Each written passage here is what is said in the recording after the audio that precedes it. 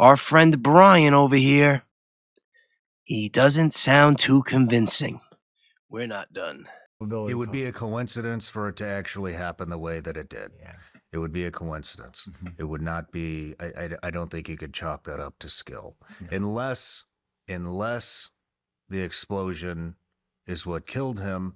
But what you're saying, no flash, no blast, No char, no burn marks, no, nothing. And that's a real You time. cut the shirt off, you would have seen it. Yeah, that's a real time see too.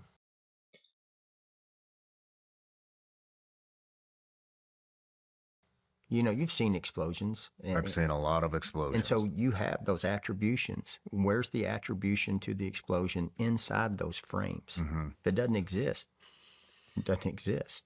Don't try to make something into nothing.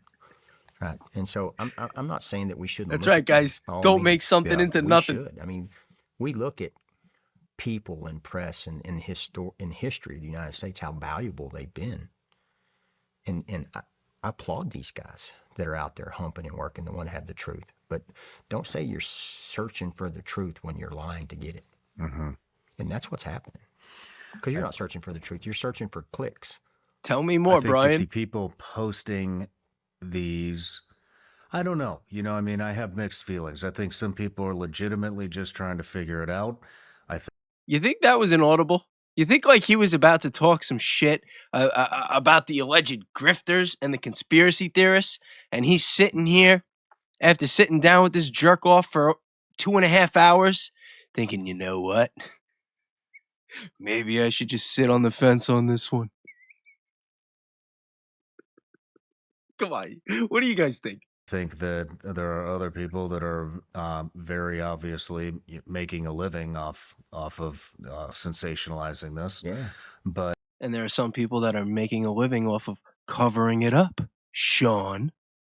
But you know, I mean, I think we live in a time where people don't, including myself, don't know where to find the truth. That might be the most honest thing that I've heard said this entire interview.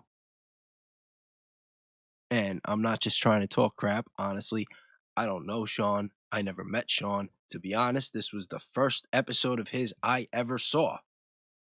And it is the last episode of his show that I have ever saw. Because from my experience, from this interview and everything that I know and just everything we've gone over today, I can promise you one thing. You weren't finding out the truth about what happened to Charlie Kirk on the Sean Ryan show. They don't know who to believe. They are starting not to even believe their own eyes. And do you blame them? No, I don't. Not. That's really subtle. That's slick. I like what you did there, Sean. They're starting to not believe their own eyes. Oh yeah? I believe my eyes. I definitely believe my eyes. I don't think I believe your eyes, but I believe my eyes. I don't believe anything from this fucking asshole. But Not at all. Me neither. I mean, I don't. You look we at have zero faith in any of these institutions. You think about this. There's a guy out there, and he has a company called Paramount Tactical, and his name's Gary. And Gary took an ass whipping online because he went out there and said, and he did exactly what we're talking about right now, and people whipped his ass. you know, it's funny that they talk about Gary because he's another one that I had never watched before. There's my buddy Nate. There's my buddy Baron. There's Candace. Was it the first one? There it is. This is the first episode. I didn't even really get through it. I'm 55 minutes in, and I didn't even really watch it for this guy. I watched it because I've been in touch with her, and I'm looking forward to talking to her. But from what I've seen, this is another one I'm not gonna get into and bother watching because this guy is just pushing the narrative so hard. It's whatever. So that's who he's talking to. They're talking about with Gary from Paramount Tactical. Again, another guy. I don't know.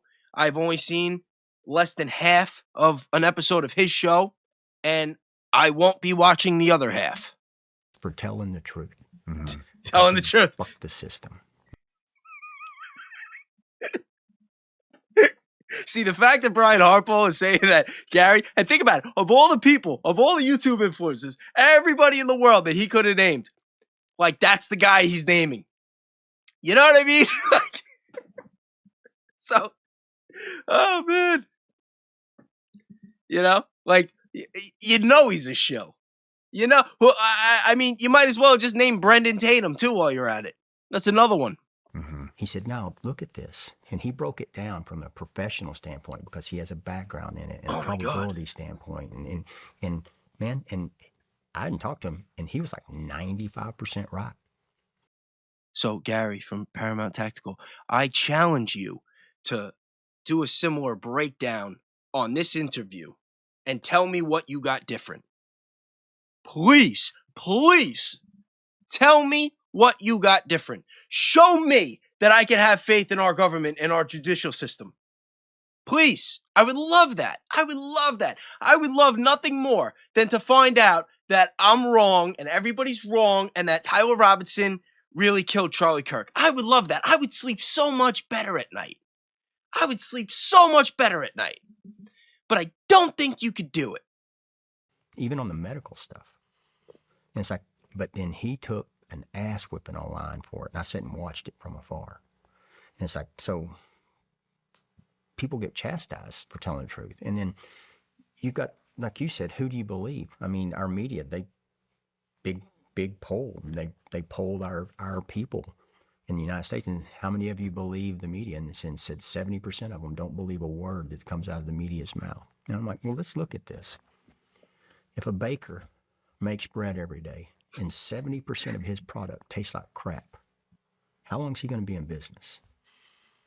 But the ironic part is, the reason that 70% don't believe the media is because they're going along with your story. You know what I mean? Like, come on. 70% of the 70% don't believe them because they're listening to us.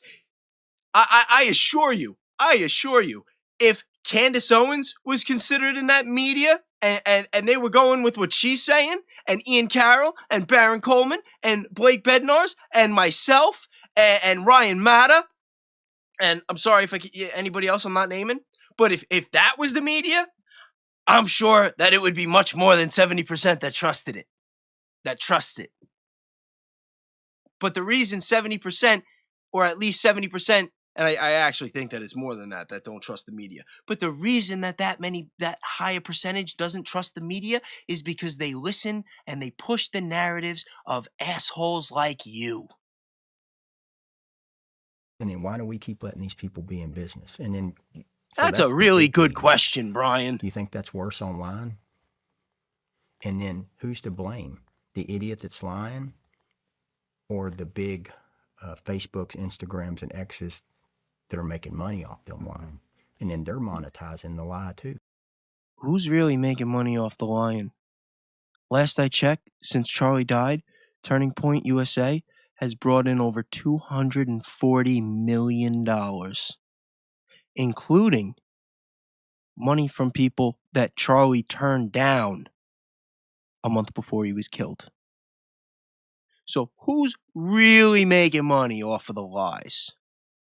Because so far in this whole case, the two biggest liars that I've seen is Brian Harpo and Erica Kirk. It's kind of like back in the day. You had the National Enquirer that made money offline. They sold the little cheap papers. All these guys are, and these things are our version of National Enquirer, and they're monetizing that lie. Mm-hmm. But and I was like, man, guys, you're losing value of how important that is. You could be the Watergate guy that breaks the truth, but you're taking. Okay, for the record, when he said the Watergate guy that broke the truth, the Watergate guy lied. Bob Woodward was CIA. Like, we know this now. What the hell are you talking about? Like, Nixon got set up. Like, yeah, he was guilty for telling them to cover it up, but they set it up and put him on the spot and recorded him. And now we got the new Watergate guy, the modern day Bob Woodward is Nick Shirley, and I'm not going to try to attack his character. I don't know if he is in on things, but he's getting fed things. There's no doubt in my mind. I'm not saying straight up plant. He might just be getting the rub and getting groomed and, set up to be a bigger influencer and give his endorsements down the road. But there's a lot of these young guys that the right wing is really trying to reel in and promote places like Turning Point USA and, really, really support our greatest ally. That away from people. Mm-hmm. It's like, be the one that tells the truth. Be the paramount tactical guy that's willing to take a whipping to tell the truth. I think, I've talked about this a lot recently, but, I think you have to be willing to poke holes in your own story. Mm-hmm. You can poke holes in everybody else's story, and that's fine. But you also have to be willing to poke holes in your own story. Great way to put it. You should be poking holes in your own story. If you are really a truth seeker, you should be poking holes in your own story along with everybody else's. But where's the oversight to do that? It's gone. Put a couple guys in the Wayback Machine and make it down quick. That's true. That's true. Here he goes, advocating for violence again. Put a couple of guys in the Wayback Machine. Charlie got put in the Wayback Machine.